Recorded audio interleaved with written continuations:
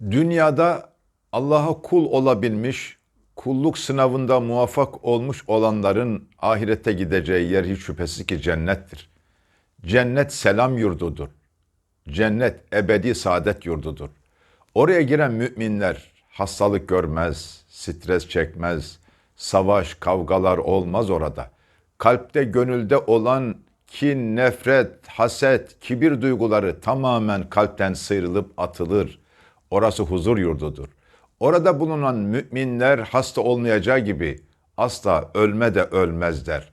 Orada kişiler, aziz kardeşlerim, hiçbir gözün görmediği, hiçbir ağzın tatmadığı nice nimetleri görür. Ama cennetin en büyük nimeti, en güzel, en büyük nimeti Cenab-ı Hakk'ı tamaşa edebilmek, onu mekandan münezzeh olarak görebilmektir.